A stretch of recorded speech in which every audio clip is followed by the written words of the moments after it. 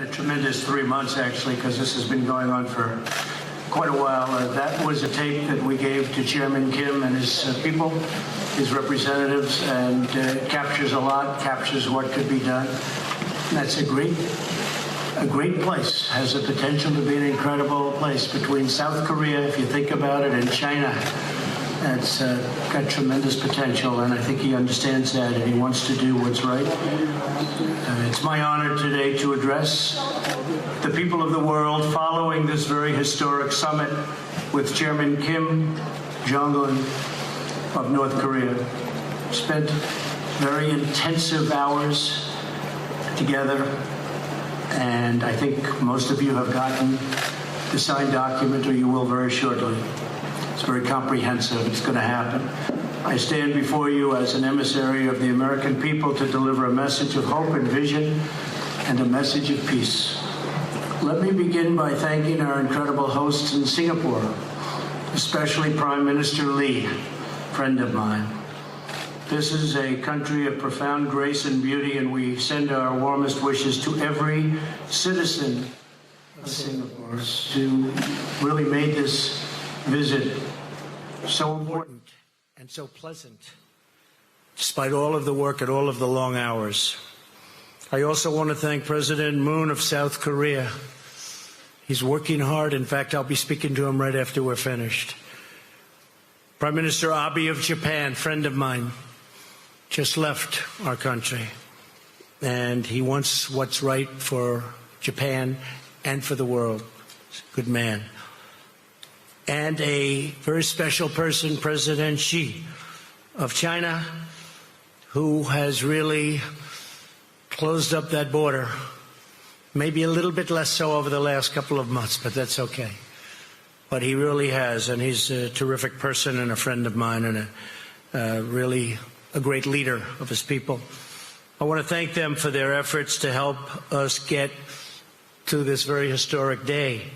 Most importantly, I want to thank Chairman Kim for taking the first bold step toward a bright new future for his people.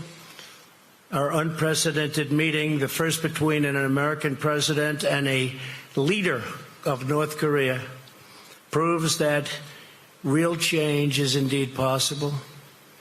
My meeting with Chairman Kim was honest, direct, and productive. We got to know each other well in a very confined period of time, under very strong circumstance. We're prepared to start a new history, and we're ready to write a new chapter between our nations. Nearly 70 years ago, think of that, 70 years ago, an extremely bloody conflict ravaged the Korean Peninsula. Countless people died in the conflict, including tens of thousands of brave Americans. Yet while the armistice was agreed to, the war never ended, to this day, never ended. But now we can all have hope that it will soon end, and it will soon end. The past does not have to define the future. Yesterday's conflict does not have to be tomorrow's war. And as history has proven over and over again, adversaries can indeed become friends. We can honor the sacrifice of our forefathers by replacing the horrors of battle with the blessings of peace. And that's what we're doing, and that's what we have done. There is no limit to what North Korea can achieve when it gives up its nuclear weapons and embraces commerce and engagement with the rest of the world that really wants to engage. Chairman Kim has before him an opportunity like no other to be remembered as the leader who ushered in a glorious new era of security and prosperity for his people. Chairman Kim and I just signed a joint statement in which he reaffirmed his unwavering commitment to complete denuclearization of the Korean Peninsula. We also agreed to vigorous negotiations to implement the agreement as soon as possible. And he wants to do that. This isn't the past. This isn't another administration that never got it started and therefore never got it done. Chairman Kim has told me that North Korea is already destroying a major missile engine testing site. That's not in your signed document. We agreed to that after the agreement was signed. That's a big thing. For the missiles that they were testing, the site is going to be destroyed very soon. Today is the beginning of an arduous process. Our eyes are wide open, but peace is always worth the effort, especially in this case. This should have been done years ago. This should have been resolved a long time ago. But we're resolving it now. Chairman Kim has the chance to seize an incredible future for his people. Anyone can make war, but only the most courageous can make peace. The current state of affairs cannot endure forever. The people of Korea, North and South, are profoundly talented, industrious, and gifted. These are truly gifted people. They share the same heritage, language, customs, culture, and destiny. But to realize their amazing destiny, to reunite their national family, the menace of nuclear weapons will now be removed. In the meantime, the sanctions will remain in effect. We dream of a future where all Koreans can live together in harmony, where families are reunited and hopes are reborn, and where the light of peace chases away the darkness of war. This bright future is within, and this is what's happening. It is right there. It's within our reach. It's going to be there. It's going to happen. People thought this could never take place. It is now taking place. It's a very great day. It's a very great moment in the history of the world. And Chairman Kim is on his way back to North Korea. And I know for a fact, as soon as he arrives, he's going to start a process that's going to make a lot of people very happy and very safe. So it's an honor to be with everybody today. The media, it's a big gathering of media, I will say. Makes me feel very uncomfortable.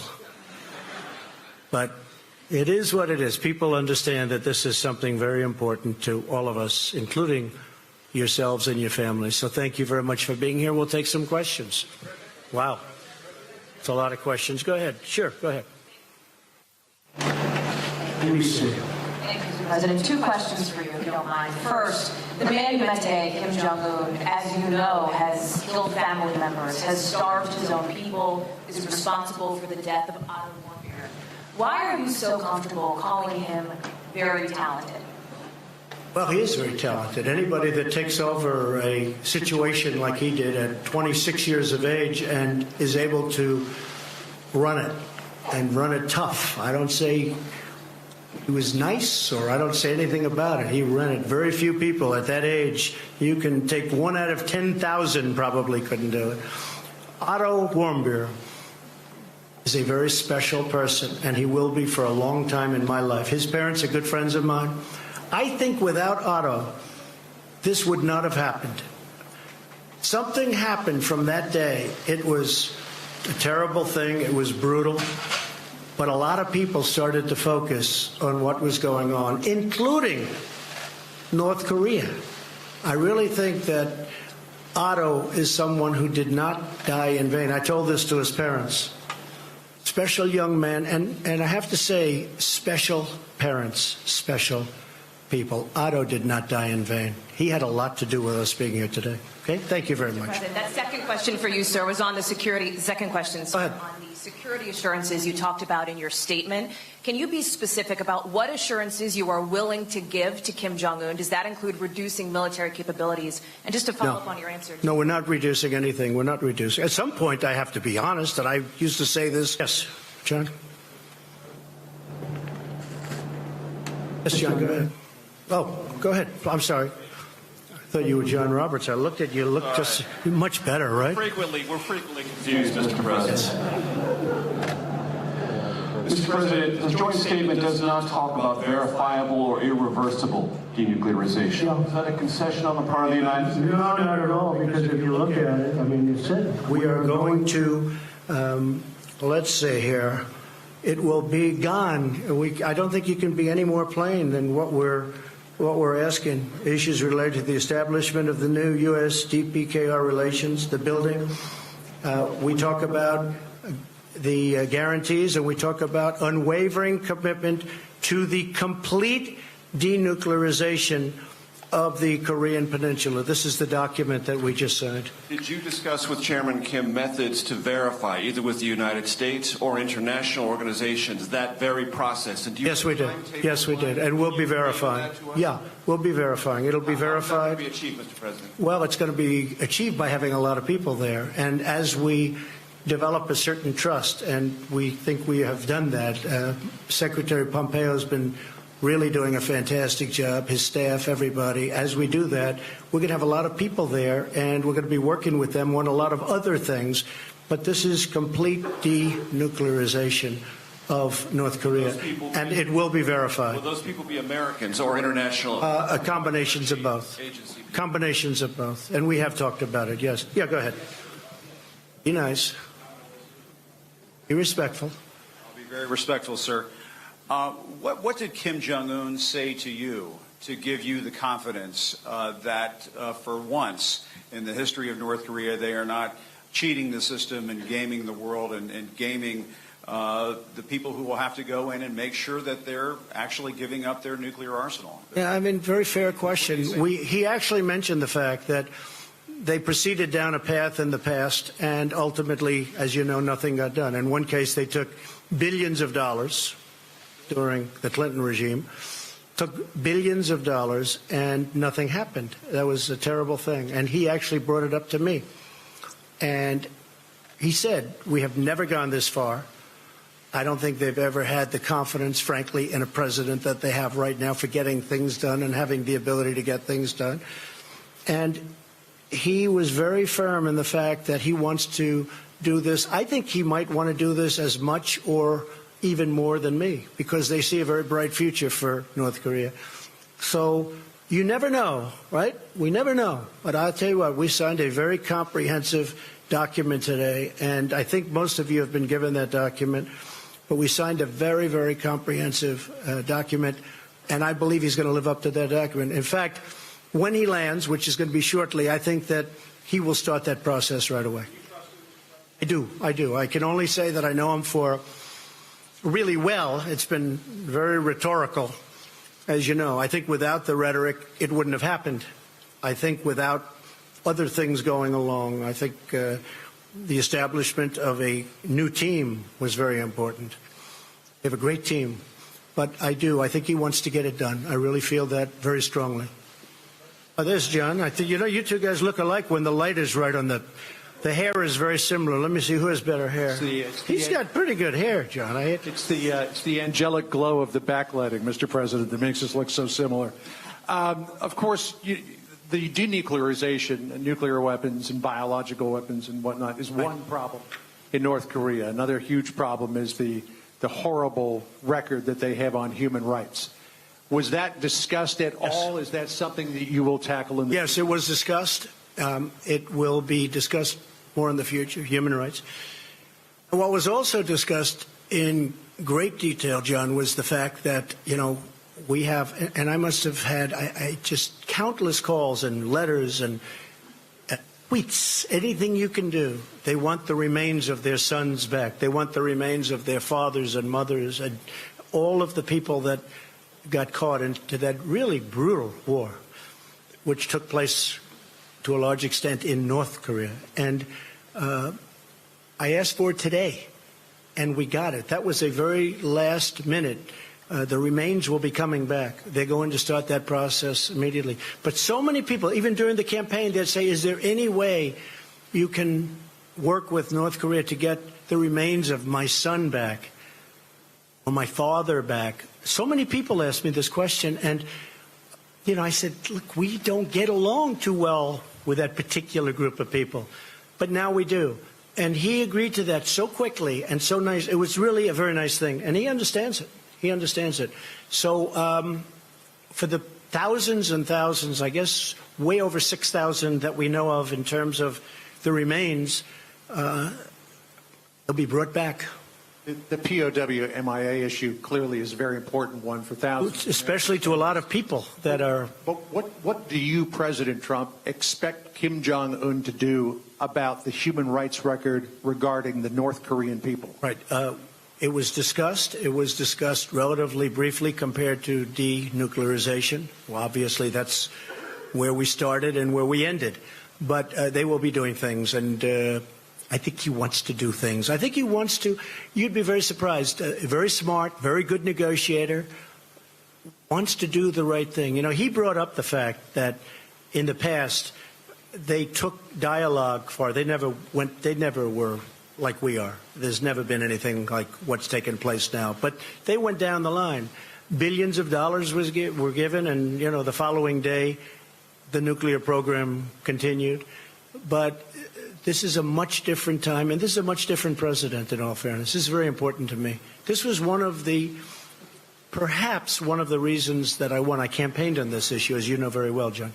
Okay, whoever those people are, I cannot see you with all the lights, but you don't look like either of the two. Yeah, go ahead. Sure, go ahead. Thank you, Mr. President. And first of all, congratulations. Thank you very much. Appreciate it. Did you touch on the issue of peace treaty, and also will you travel to Pyongyang anytime soon? Well, at a certain time I will. I said that will be a day that I look very much forward to at the appropriate time. And I also will be inviting Chairman Kim at the appropriate time to the White House. I think it's really going to be something that will be very important. And he has accepted. I said at the appropriate time. We want to go a little bit further down the road. But what we signed today was a lot of things included. And then you have things that weren't included that we got after the deal was signed. I've done that before in my life. And we didn't put it in the agreement because we didn't have time. And I think most of you have been handed out the agreement or soon will. But oh, you have not? Okay. Well, if you could have those agreements passed out. We just finished them just a little while ago. But if you could have the agreements passed out, you'll see what we're talking about. Yes, sir. Go ahead. I will second the congratulations, President. Thank you. What part did Japan play, and did the abduction issue come up? And yes. Also, the fate of the Christians. And the follow-up question is, when will you be doing an interview with Japanese TV? 50,000 American troops are in Japan. That's true. Again. 50,000 great troops. That's true. Yeah, it did. Abduction, absolutely. This is Prime Minister Abe's, one of his, certainly, other than the whole denuking subject, certainly I would say his main point. And I brought it up, absolutely. And they're going to be working on that. It will be. We didn't put it down in the document, but it will be worked on. Christians, yes, we brought it up very strongly. You know, Franklin Graham spent and spends a tremendous amount of time in North Korea. He's got it very close to his heart. It did come up, and things will be happening. Okay? Thank you. Great question. Yes, John, go ahead.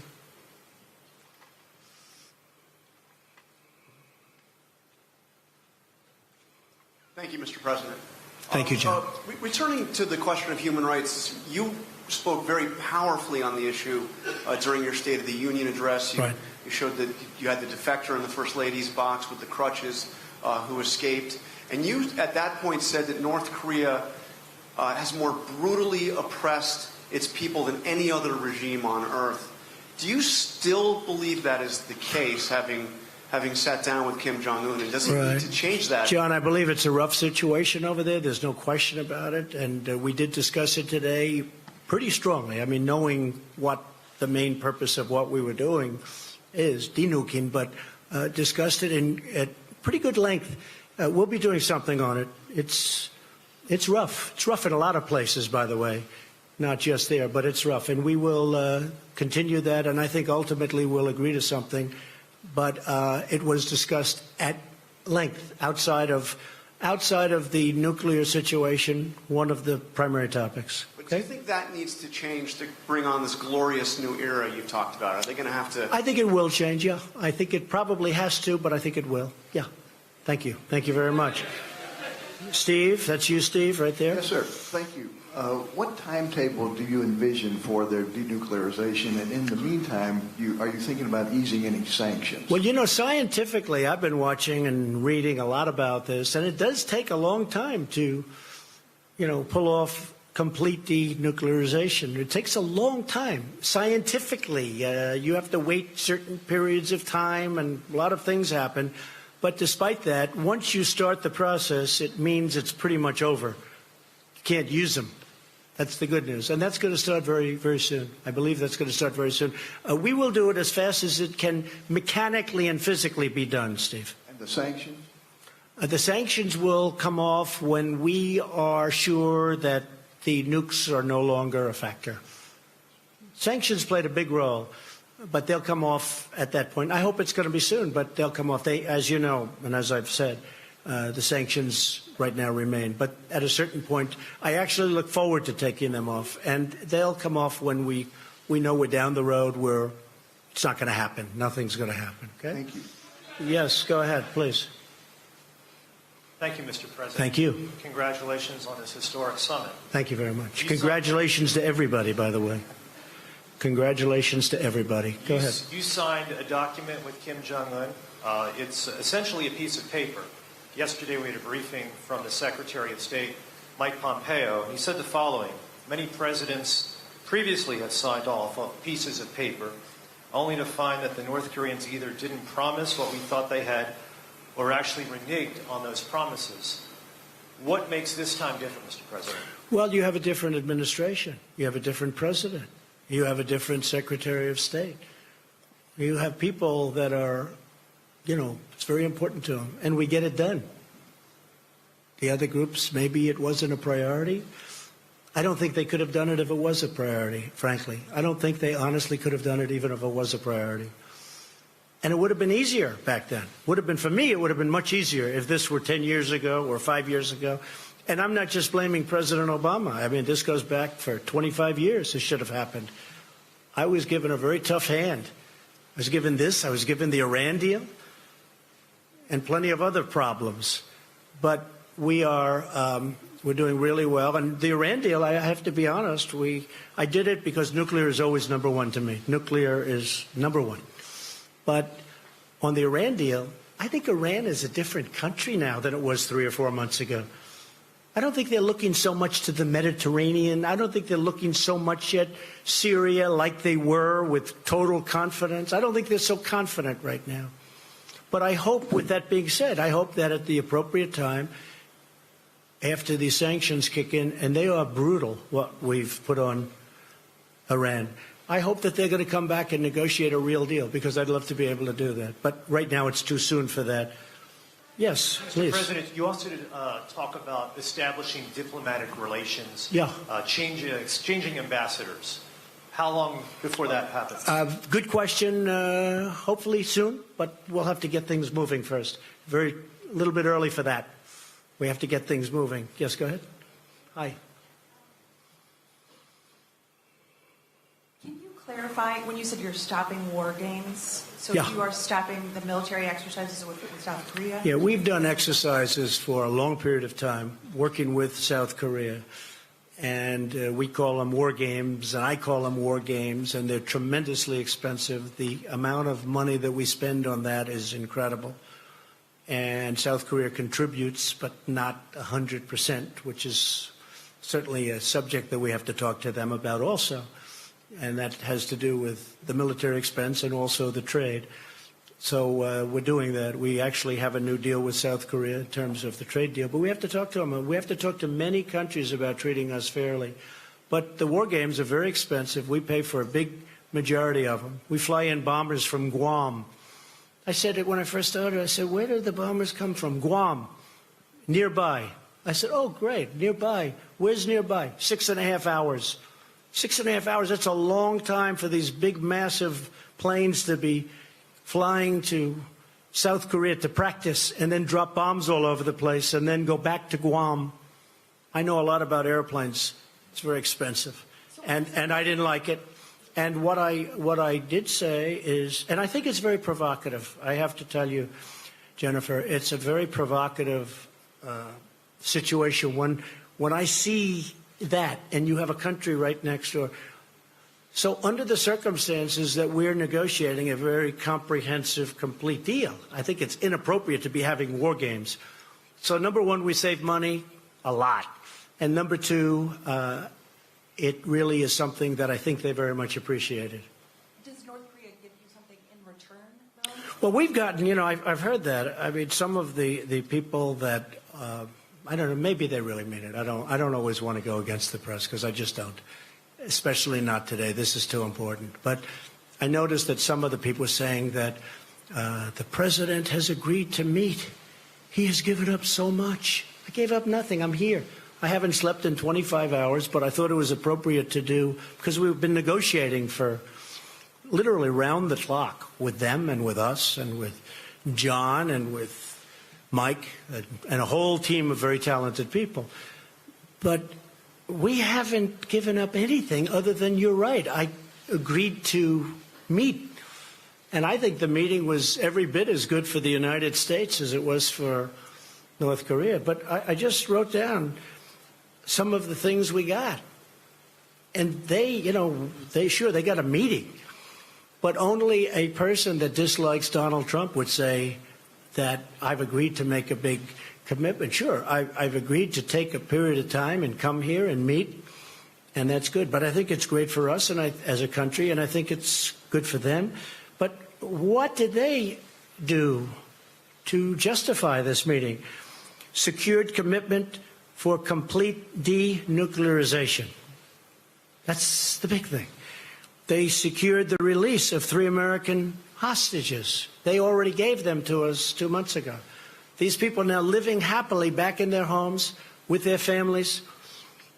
And it was pretty rough for them, to put it mildly. Secure the commitment to recover the remains, including, these are of fallen heroes. And they're giving a commitment. They're starting it immediately to recover the remains. And I just went through how many people asked me about it. I was amazed, actually. So many people would ask me, is it possible? Is it possible? At that time, we had no relationship to Chairman Kim or to anybody else in North Korea. It was a very closed society. So we're getting the remains back. Secured the halt of all missile and nuclear tests. For how long has it been? 7 months? You haven't had a missile go up. For 7 months, you haven't had a nuclear test. You haven't had a nuclear explosion. I remember a nuclear event took place, 8.8 on the Richter scale. And they announced, I heard it on the radio, they announced that a massive, earthquake took place somewhere in Asia. And then they said it was in North Korea, and then they found out it was a nuclear test. I said, I never heard of a Richter scale in the high 8s. And if you look, there's been no missile launches.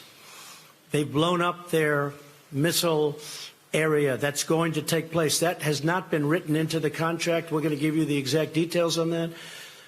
But they secured a halt of all missiles and of all nuclear tests. They secured the closure of their single primary nuclear test site, all 3 of them. They're in an area that's common around each other. They secured the closure. They secured the commitment to destroy the missile engine testing site. That was not in your agreement. I got that after we signed the agreement. I said, do me a favor. You've got this missile engine testing site. We know where it is because of the heat. It's incredible the equipment we have, to be honest with you. I said, can you close it up? You're going to close it up. We maintain the ability to continue to apply sanctions. So we're applying sanctions. Now, I had 300 sanctions that I was getting ready to put on last week. And I said, I can't really put on sanctions when I'm meeting with. I thought it would be very disrespectful. 300 very big ones, powerful ones.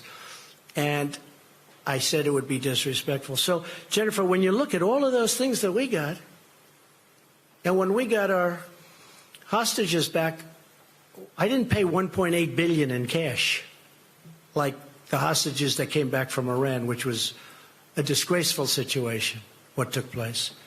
So we've gotten a lot. So when I hear somebody in the media say that President Trump has agreed to meet, like it's not a big deal to meet. I think we should meet on a lot of different topics, not just this one. And I really believe a lot of great things can happen. Yes, go ahead, please. Sir, you just listed off a lot of things that you say you got in this meeting. It wasn't too long ago, though, that you said you defined success of this meeting by North Korea giving up its nuclear weapons. Well, that's what they're doing. Well, can you talk about how? Sure, that's what they're doing. Well, I mean, I don't think Kim Jong Un for a complete, verifiable, irreversible. Yeah, I didn't honestly. And can you say why you didn't secure those details in this agreement?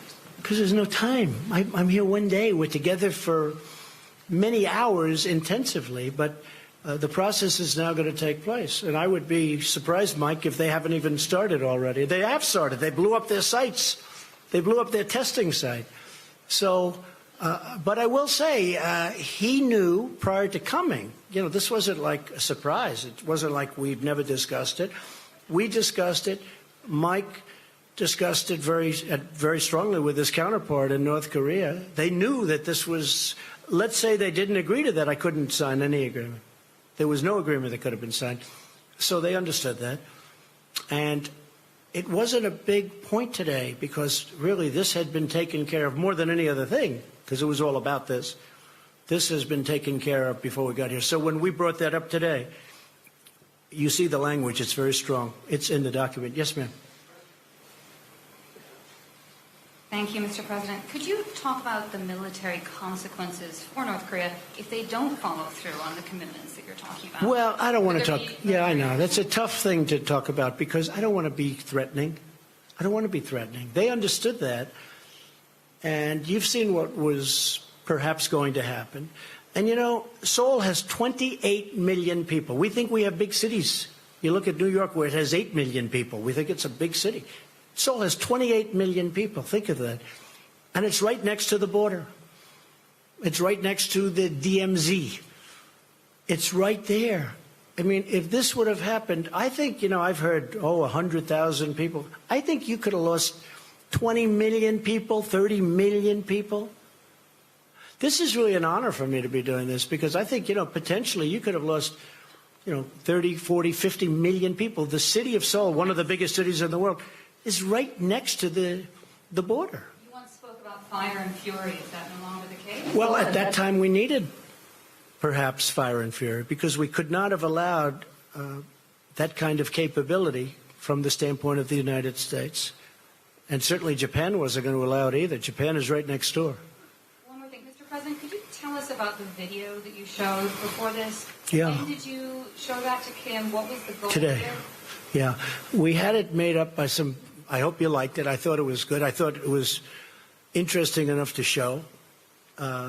One in English and one in Korean. And we had it made up. I showed it to him today, actually during the meeting, toward the end of the meeting. And I think he loved it. They were given, we didn't have a big screen like you have the luxury of having. We didn't need it because we had it on a cassette and an iPad, and they played it. And about 8 of their representatives were watching it, and I thought they were fascinated by it. I thought it was well done. I showed it to you because that's the future. I mean, that could very well be the future. And the other alternative is just not a very good alternative. It's just not good. But I showed it because I really want him to do something. Now, I don't think I had to show it because I really believe he wants to. I think he wants to get it done. Yes, go ahead. How's Staten Island Ferry doing? Okay. He wrote the best story about me with the Staten Island Ferry, and after that, he's never written a good story. I don't know what happened. It's a long time ago. Mr. President, it's been a busy week for you on the international stage. You're leaving this summit here in Singapore having determined that Kim Jong Un is a talented man. You left the G7 summit a few days ago in Canada having determined that Prime Minister Trudeau is weak and dishonest. What do you say to America's allies who worry that you might be jeopardizing our long-term alliances and who worry that you might be treating our historic friends as enemies and our historic enemies as friends? Well, first of all, I think it's a very fair question. I had a very good meeting with the G7, and I left the meeting, and I'll be honest, we are being taken advantage of by virtually every one of those countries, very, very seriously. Now, the United States, because of bad management at the top, because of presidents that didn't care about trade or didn't understand it or whatever reason, for many years, with China being obviously the most successful at it, but the European Union is second, 151 billion we lost. They were represented at the meeting. And we're being taken advantage of on trade. Canada does have very big advantages over us in terms of trade deficits. We have a big trade deficit with Canada. I was reading where, it's actually a surplus. Not a surplus. It's either 17, but it could actually be 100. You know, they put out a document. I don't know if you saw it. They didn't want me to see it, but we found it. Perhaps they were trying to show the power they have. It's close to $100 billion a year loss with Canada. They don't take our farm products, many of them. They charge what was 270%, but somebody told me the other day that a few months ago they raised it to 295% for dairy products. And it's very unfair to our farmers, and it's very unfair to the people of our country, the workers, the farmers, the companies. And we are not able to trade. They have tremendous barriers up. They have tremendous tariffs. So when I put in a countervailing tariff just to get us up a little bit so the balance isn't so much, it's like this. They said, oh, that's so terrible. I said, what's terrible? We have to catch you a little bit. We have to have a little balance. Even if it's not complete, we have to have a little balance. I say this with many countries. Anyway, we finished the meeting. Really, everybody was happy. And I agreed to sign something. I asked for changes. I demanded changes. And those changes were made. In fact, the picture with Angela Merkel, who I get along with very well, where I'm sitting there like this, that picture was, we're waiting for the document because I wanted to see the final document as changed by the changes that I requested. That was a very friendly, I know it didn't look friendly, and I know it was reported like sort of nasty both ways. I was angry at her.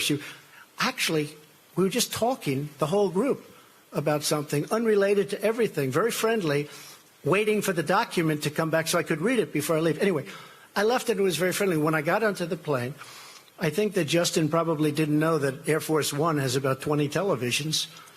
And I see the television, and he's giving a news conference about how he will not be pushed around by the United States. And I say, push him around. We just shook hands. It was very friendly. Look, countries cannot continue to take advantage of us on trade. The numbers are out. Over the last couple of years, and over the last many years, but over the last couple of years, this country has lost $800 billion on trade with other countries, the biggest one being China. $800 billion. $151 billion with the European Union. They don't take our agricultural products, barely. They don't take a lot of what we have, and yet they send Mercedes into us. They send BMWs into us by the millions. It's very unfair. And it's very unfair to our workers, and I'm going to straighten it out, and it won't even be tough. Okay? Thank you.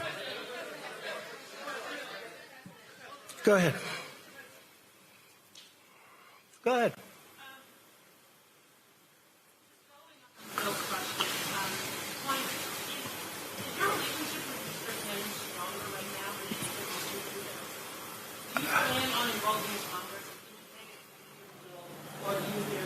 I would like to involve Congress, yes. And no, I have a good relationship with Justin Trudeau. I really did. Other than he had a news conference that he had because he assumed I was in an airplane and I wasn't watching. He learned that's going to cost a lot of money for the people of Canada. He learned. You can't do that. You can't do that. We left. We had a very good relationship. I've had a good relationship with Justin. I have a good relationship with all. I have a very good relationship with Angela Merkel. But on NATO, we're paying 4.2%. She's paying 1% of a much smaller GDP than we have. We're paying 4.2% on a much larger. We're paying for, I mean, anyone can say from 60 to 90% of NATO. And we're protecting countries of Europe. And then on top of it, they kill us on trade. So you just can't have it that way. It's unfair to our taxpayers and to our people. But no, I have a good relationship with Justin, and I have, I think, a very good relationship with Chairman Kim right now. I really do. I think, I hope it's good, because if it is, we're going to solve a very big problem. I think we've gone a long way to solving it today. Should we keep going for a little while? I don't know. It's up to the legendary Sarah Huckabee Sanders. Should we keep going, Sarah? Okay, we'll go. Well, I don't care. Hey, You know, it just means we get home a little later in the evening, right? Yeah, go ahead. Sure, go ahead. Go ahead. Hi, Mr. President. How are you? I'm nice, good. Nice From the to see you. Straits Times of Singapore. Welcome to the country. Thank you very much. I hope you enjoyed our food. Beautiful country, I did. I just wanted to find out, you describe this as a process. What is the immediate next step? Is there some ongoing dialogue? Yes. Oh, we're getting together next week to go into the details.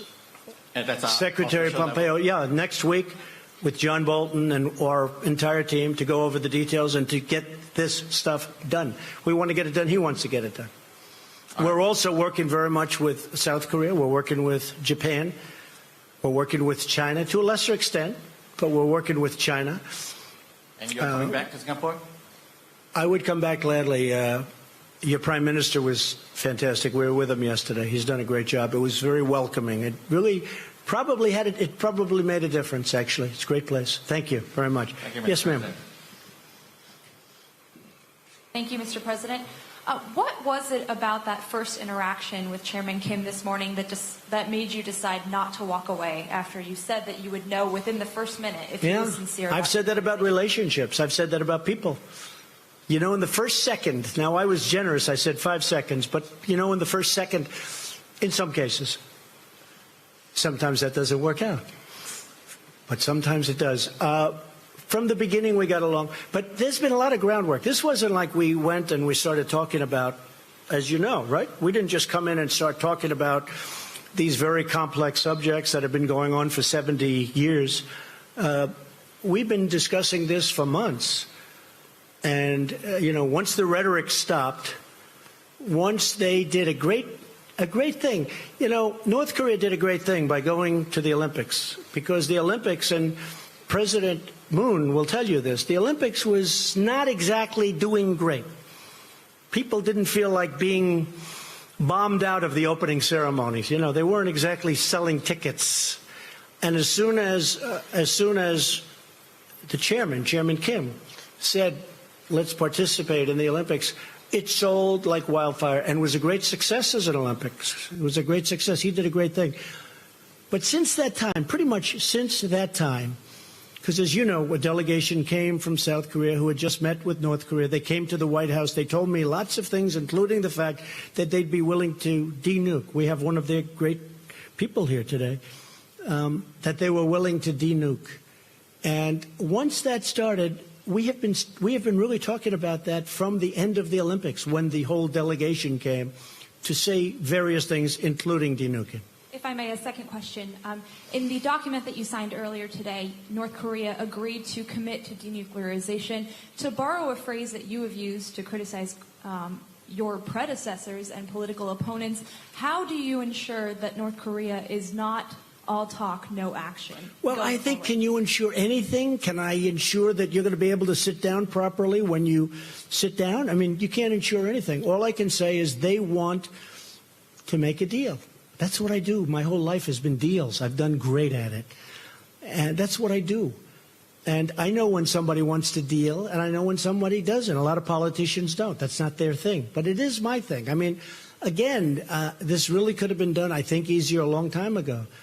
But I know I just feel very strongly, my instinct, my ability or talent, they want to make a deal. And making a deal is a great thing for the world. It's also a great thing for China, because I can't imagine that China is happy with somebody having nuclear weapons so close. So, China was very helpful. So I think he wants to make a deal. Can anybody be certain? But we're going to be certain soon, because the negotiations continue. Okay? Thank you very much. Go ahead. You mentioned that you have raised extensively the issue of human rights with Chairman Kim. I wonder what you would say to the group of people who have no ability whatsoever to hear or to see this press conference, the 100,000 North Koreans kept in a network of gulags. Have you betrayed them by legitimizing the regime in Pyongyang? No, I think I've helped them, because I think things will change. I think I've helped them. There's nothing I can say. All I can do is do what I can do. We have to stop the nuclearization. We have to do other things, and that's a very important thing. So at a certain point, hopefully you'll be able to ask me a much more positive question or make a statement. But not much I can do right now. At a certain point, I really believe he's going to do things about it. I think they are one of the great winners today, that large group of people that you're talking about. I think ultimately they're going to be one of the great winners as a group. Yes, sir. Go ahead. Go ahead. Yeah. Would you ever consider removing the sanctions without significant improvement in the human rights situation? No, I want significant improvement. I want to know that it won't be happening. And again, once you start that process, there'll be a point at which, even though you won't be finished for a while because it can't happen scientifically or mechanically, but you're not going to be able to go back. You know, once we reach that point, I'll start to give that very serious thought. Yes, go ahead. Go ahead. Go ahead. You first. Mr. President, did you also discuss the cost of denuclearization and how North Korea is about to foot the bill while the crippling sanctions remain in place from Southeast Asia, Singapore? Well, I think that South Korea and I think that Japan will help them very greatly. I think they're prepared to help them. They know they're going to have to help them. I think they're going to help them very greatly. We won't have to help them. The United States has been paying a big price at a lot of different places, but South Korea, which obviously is right next door, and Japan, which essentially is next door, they're going to be helping them, and I think they're going to be doing a very generous job and a terrific job. So they will be helping them. And yes, ma'am, go ahead behind. Yes. Thank you, Mr. President. Thank you. I'd like to follow up on Steve's question. He asked you how long it would take to denuclearize the Korean Peninsula. You said a long time. What does that mean? Well, I don't know when you say a long time. I think we will do it as fast as it can be done scientifically, as fast as it can be done mechanically. I don't think, I mean, I've read horror stories. It's a 15-year process, okay? Assuming you wanted to do it quickly, I don't believe that. I think whoever wrote that is wrong. But there will be a point at which, when you're 20% through, you can't go back. I had an uncle who was a great professor for, I believe, 40 years at MIT, and I used to discuss nuclear with him all the time. He was a great expert. He was a great, brilliant genius, Dr. John Trump at MIT. I think he was there 40 years, I was told. In fact, the head of MIT sent me a book on my uncle. But we used to talk about nuclear. He was talking about a very complex subject. It's not just like, oh, gee, let's get rid of the nukes. It takes a period of time. But the main period of time that I'm talking is that first period. When you hit a certain point, you can't go back. It's very hard to go back. And how long will that take? Oh, we don't know, but it'll go pretty quickly. Go ahead. Sure. Thanks, Mr. President. I wanted to ask again on the sanctions campaign. You alluded at the very beginning that the Chinese are not doing as great a job securing the border as they were before. You expressed, some doubts when Kim went to see President Xi. The Russian foreign minister was in Pyongyang and said there shouldn't be any sanctions while these negotiations are underway. And the South Koreans are now talking about restoring some form of trade. So with all of those players appearing to be moving toward eroding sanctions, how can you keep the sanctions regime in place? What leverage do you have on these countries? Well, I think we have a lot of leverage. I think we have tremendous leverage. I do believe that China, despite my relationship with President Xi, a man who I told you I have great respect for and like also a lot, we're having very tough talks on trade.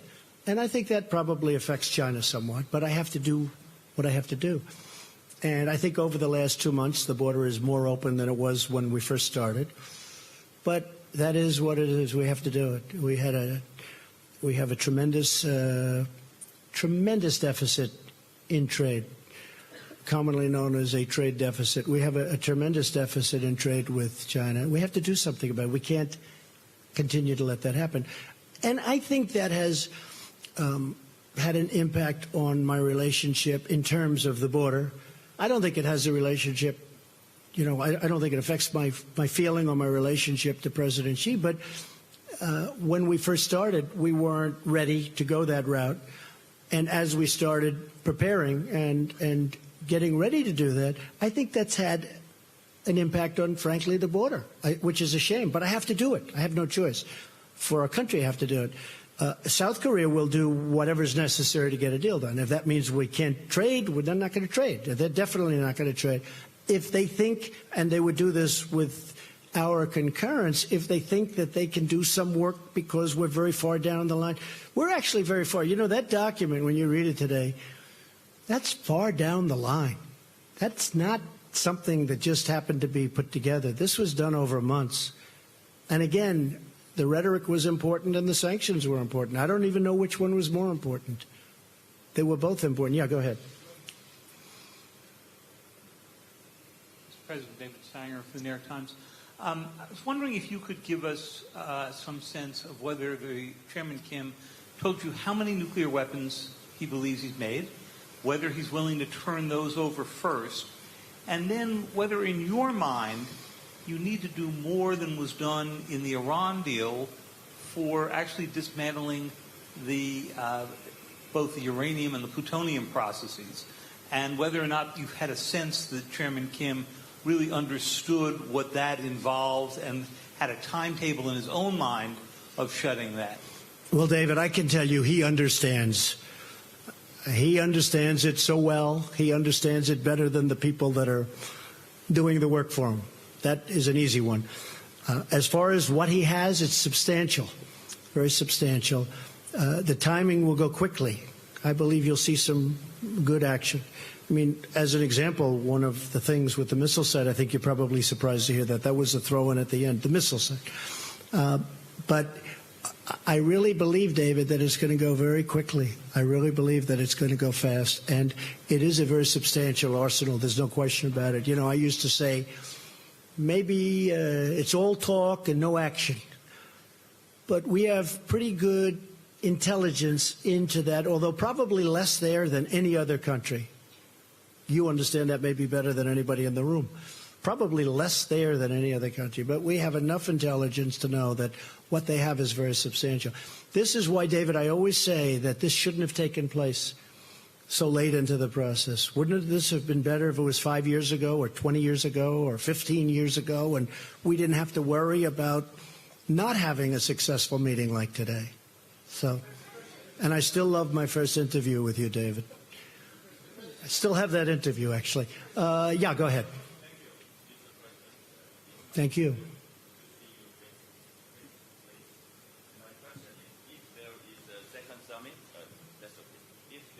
Second summit with Chairman Kim Jong Un, will it be in Pyongyang or Washington? We haven't set that up.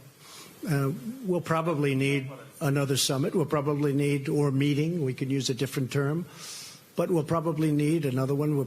I will say this, we're much further along than I would have thought. I did not think we'd be here. I thought, and I've told people, I didn't want to build up people's hopes too much.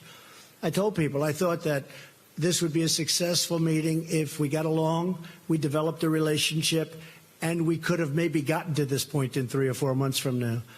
But it really happened very quickly. A lot of that was because of the foundation that was, put down before we met. A lot of things happened very fast. We didn't have, as an example, bringing back the remains. That was not one of the things that was on our agenda today. I brought it up at the very end because so many people had talked to me about it. And I brought it up at the very end, and he was really very gracious. Instead of saying, well, let's talk about it the next time, he said, it makes sense. We will do it. And he knew, they know where many of those incredible people are, where they're buried, along roads, along highways, along paths, usually, because our soldiers were moving back and forth and they had to move rapidly. It's very sad. But he knew, and that was brought up at the very end. And, it was really great that he was able to do it. A lot of people are going to be very happy about that. Yes, go ahead, please. Thank you, Mr. President. Thank you. Emerald Robinson, One American News. Congratulations. Thank you. Thank you for the nice way you treat us. We appreciate it. Really, it's very good. It's really beautiful what you do. Go ahead. And now I'll probably get this killer question. Well, I do want to talk about the future of North Korea. It's all right. Specifically the people. Kim Jong Un is saying he's wanting a brighter future with prosperity for his people, yet we know they lived under oppression. You showed him this video of what the future could be like, but do you have an idea specifically of the model that he would like to go towards? Economically, is he open to more economic freedom? It's a good question. So you saw a tape today. and that I think was done really well, but that was done at the highest level of future development. I told him, you may not want this. You may want to do a much smaller version of this. I mean, you're going to do something, but you may want to do a smaller version. You may not want that with the trains and the everything, you know, super, everything the top. And maybe you won't want that. It's going to be up to them. It's going to be up to them. It's going to be up to the people what they want. They may not want that. I can understand that too. But that was a version of what could happen, what could take place. As an example, they have great beaches. You see that whenever they're exploding their cannons into the ocean, right? So I said, boy, look at that. Wouldn't that make a great condo behind? And I explained, I said, you know, instead of doing that, you could have the best hotels in the world right there. Think of it from a real estate perspective. You have South Korea, you have China, and they own the land in the middle. How bad is that, right? It's great. But I told them, I said, you may not want to do what's there. You may want to do a smaller version of it, or, you know, and that could be. Although I tell you what, he looked at that tape, he looked at that iPad, and I'm telling you, they really enjoyed it, I believe. Okay? Yeah, go ahead. A couple of more. Okay, we'll do 3 more. Yeah, go ahead. Go. Brian Bennett from Time Magazine. Yes, hi, Brian. Do Am I on the cover again this week? Boy, have I been so many covers. Entirely possible. Huh? I know. That's Do you okay. now see Kim Jong Un as an equal? In what way? You just showed a video that showed you and Kim Jong Un on equal footing in discussing the future of No, I think that I don't view it that way. See, I don't view it that way. I'll do whatever it takes to make the world a safer place. If I have to say I'm sitting on a stage, I mean, I understand what you're getting at. If I have to say I'm sitting on a stage with Chairman Kim, and that's going to get us to save 30 million lives, could be more than that, I'm willing to sit on the stage. I'm willing to travel to Singapore very proudly, very gladly. Again, I you know, other than the fact that it is taking my time, they have given up a tremendous amount. They've given it up even before, and even add the Olympics to it. You know, you could add the Olympics to the question. They went to the Olympics. They took an Olympics that was going to be a massive failure, that maybe wouldn't have even opened. And they made it a tremendous success by agreeing to participate. Add that to the list of things that they've done. So, Brian, if I can save millions of lives by coming here, sitting down, and establishing a relationship with someone who's a very powerful man, who's got firm control of a country, and that country has very powerful nuclear weapons, it's my honor to do it. Are you concerned that the video you just showed could be used by Kim as propaganda to show him as... No, I'm not concerned at all. We can use that video for other countries. Go ahead.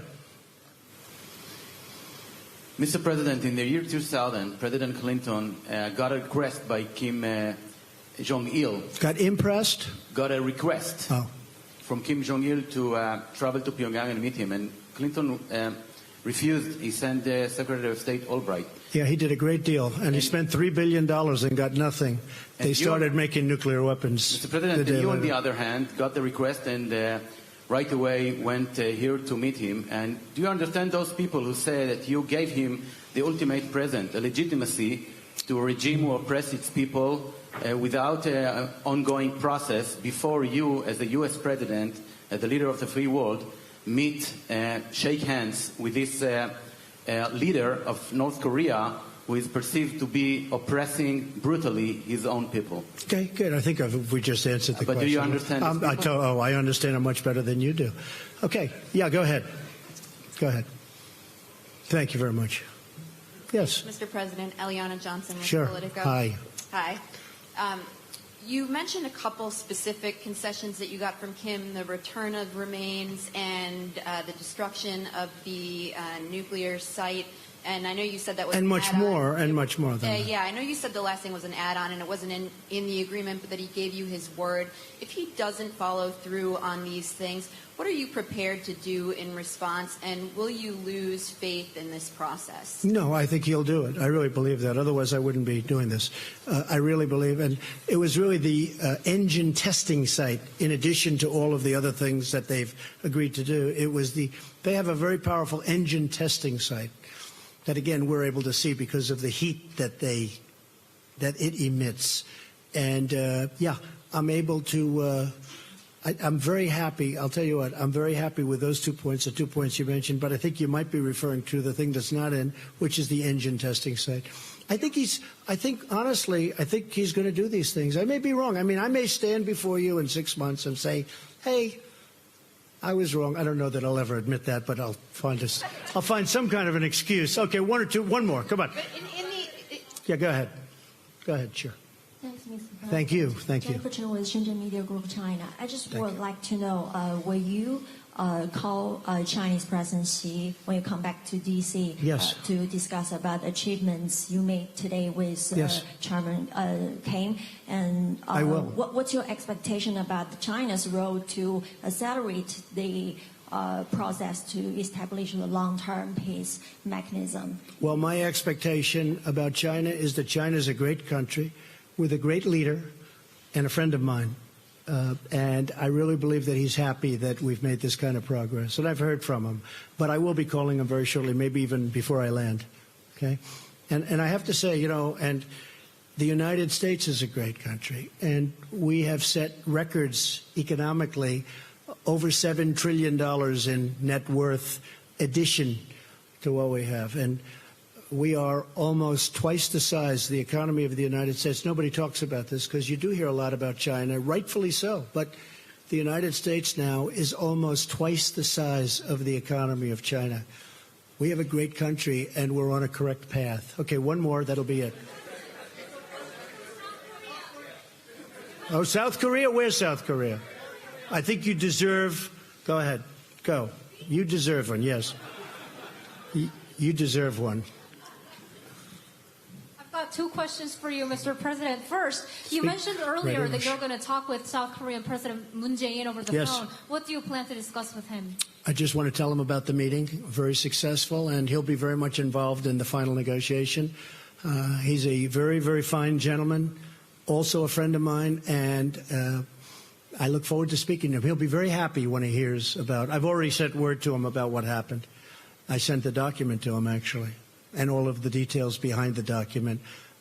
So I'll be talking to him very shortly. If I may ask another question, in signing the peace treaty, do you plan to work this out with North Korea's Chairman Kim only, or what do you think about the involvement of South Korea and China as the signatories? I'd like to have them involved also. There's a question as to whether or not we're supposed to or whether or not we legally have to.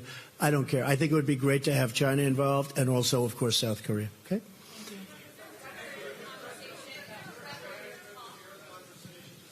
What? Mike, do they have a transcript? They probably have a rough transcript, which you can give us if you have one. No, they didn't record it. I don't think they recorded it. Are there any recordings of it? I wish there were, because it is interesting stuff. Say it. I don't. We probably have some notes or something, but they have actually detailed notes, I would imagine. But we had a great conversation. It was a very heartfelt conversation.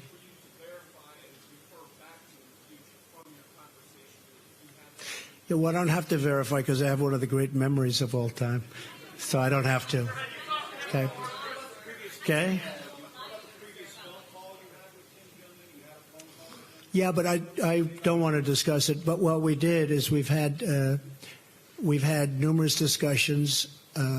We've had very important relationships established at Mike's level and other levels. In fact, a couple of people are here from, as you know, from North Korea. They're in the room. We have a few people in the back also from the room. So when we went into this final agreement, very importantly, we really didn't go in cold. We went in with tremendous relationship and tremendous knowledge, and I think that's why we got it done. So I'm going to head back. I don't know about you folks, but It's been a long time since I've taken it easy, so now we can take it a little bit easy, and then the work begins again. And I appreciate everybody being here. I hope we've answered your questions. And thank you very much. And sort of congratulations to everybody, because this is really, to me, it's a very important event in world history. And to be really true to myself, I have to add, I want to get it completed. So Mike, our whole team has to get to work and get it completed, because otherwise we've done a good job. But if you don't get the ball over the goal line, it doesn't mean enough, okay? So thank you, and sort of congratulations to everybody in the room. Thank you very much. Appreciate it. Thank you.